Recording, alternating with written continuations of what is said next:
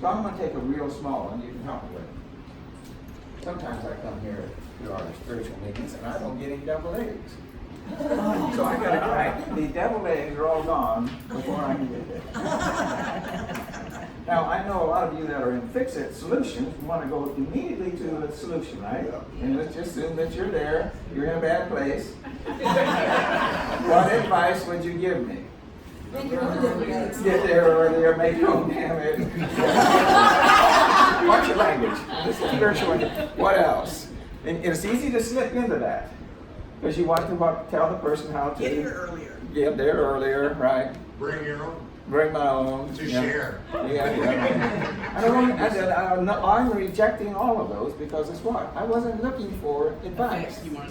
I'd rather you said, well, I've got the same problem. I don't get any eggs either. Am I doing that one? Okay. And I didn't get any time up from Terry. I got it right. It didn't stick with me. So let's restate that into a goal. How can we create a system where you make sure you get a double egg? I thought, well, okay, now we're going to do it. All right, let me give you an example. Since no one is here, she can join in on this because it happened just yesterday. She's tired. So, now I opened the file cabinet and the spices all fall out. And remember that? Yeah. So she said, how come these spices are all, this cabinet is also disorganized? Now that's a gripe, right? Now I could enter into that and say, oh yeah, Shay did it. Or the dog did it. Or why don't you do this? Or all that. And that makes the problem bigger.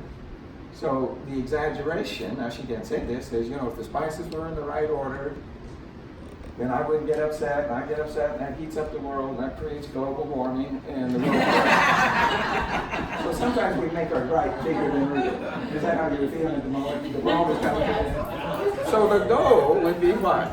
How can we, help me out, organize the spices in a way that they don't fall out. They don't fall out, and the lids aren't open. Or how can, there could be 100 of these. Right. How can what? Now you want to avoid saying you. How can you? Because the other person is not wanting you to throw it back up. They want you to join in with them, right? So the spiritual move is turning a gripe into a goal. Who's got one that can throw out as a wrapper? To give me a gripe, a mini one, a little one. And if you don't have one of those, someone else has got one. Give me a little bitty old gripe. The French door handle that keeps loosening and then falling off. No, well, that's out of time. That cannot be solved. Okay, then. No, we'll finish that one. That's the gripe. The desire is what? Not to have a handle fall. Not to have a handle, or have an accident, or have a drop in your toe, or have a problem, or a dysfunctional house, and all that. So that's all desirable. You have done it yourself. Yeah, myself. So the goal becomes, if I'm standing there by Jeff, or if you're, how can we find someone to fix could be find someone to fix it? Yes. How can we put the house on the market? put that house on the market? You're dropping Vicky. I get no extra time for that. Put a magnet in the door. You set us back. We almost had someone in a spiritual moment. I get this gripe thing, it's my fault. How can we? Put a magnet on there so you don't need a door anywhere else. Okay, I don't know, really alternative. So when you get into that, then you're having fun, what? Coming up with the goal together. And that's a spiritual moment. That's a moment where you got out of the fray, you didn't join in, you added, you brought light and spirituality to it rather than going down the other way. Okay.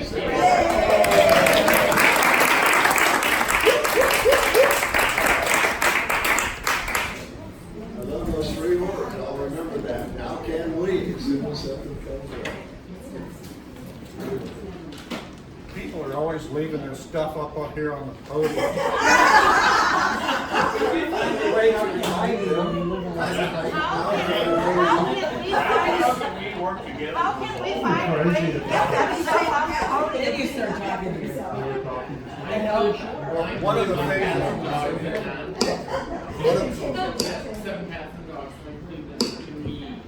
one of the things I've learned is that if you're willing to laugh at yourself, you're never going to run out of material.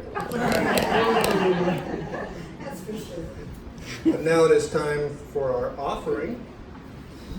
Please take a moment to prepare your offering gifts, and then we'll say the prayer that is in the bulletin.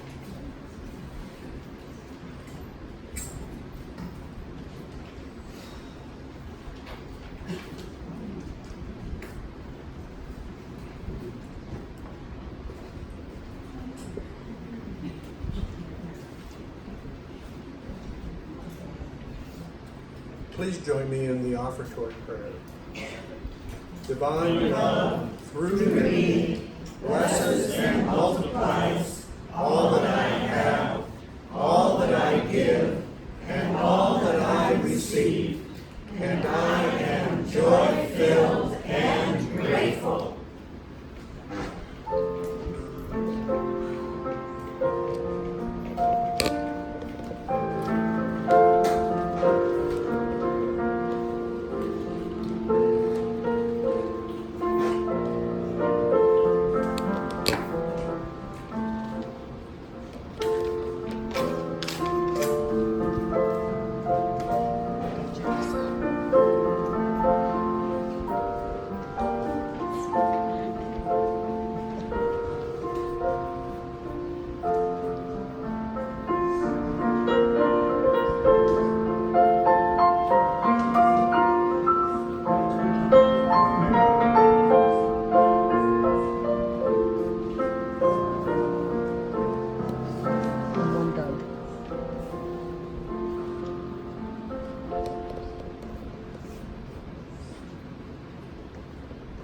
Thank you, Jenna.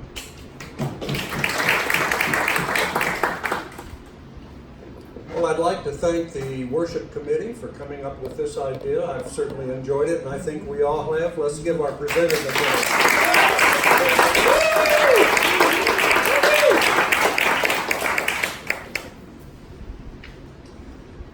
Okay, community concerns. Do we have any concerns among our community? Yes, Pat. I saw Karen Ives yesterday, and she has some tests coming up in July, and Ron, after he had his surgery, is not recovering as quickly as they all thought he was going to, so we might hold them in our prayers. Okay. That's great. Who does she have helping her with her business then, or was it just Her sister. I'm sorry, I can't hear what's being said. Well, I just asked who was helping Karen with her business if Ron isn't up to speed. I just wondered if there was something we could do as a community to support her with her business because Ron can't help. Just a question. I don't have an answer. Okay. Great. I'm sure everybody knows about, Myra, the minister at Unity Northland, is having some medical difficulties now, serious. Just keep her in our thoughts. Is that right? Yeah, I don't know if we're aware of that. Yeah, she's put it out on Facebook, so I guess I can repeat it. She's dealing with colon cancer right now. She's undergoing chemotherapy. Her daughter noticed some things and got her to go in. So it sounds like they caught it fairly early, and so it sounds like it's a fairly good prognosis, but she is dealing with that right now. Okay. Any other community concerns?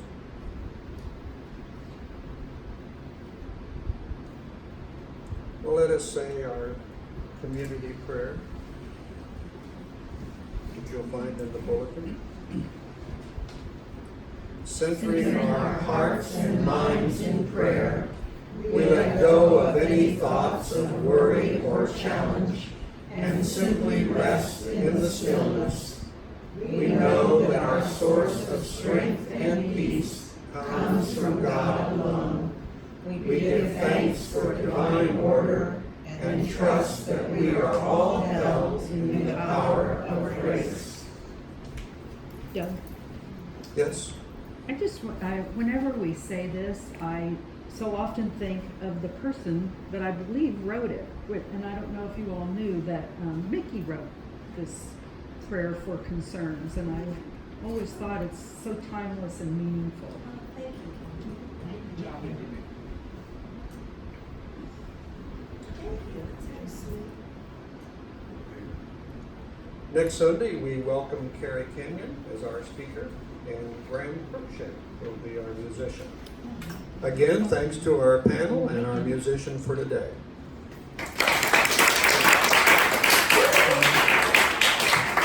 Just a reminder to those who are not aware, we're having the taco bar luncheon following this service.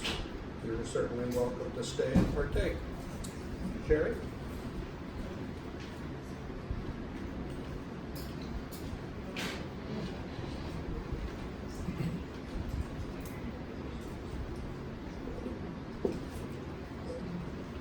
Please join me in prayer.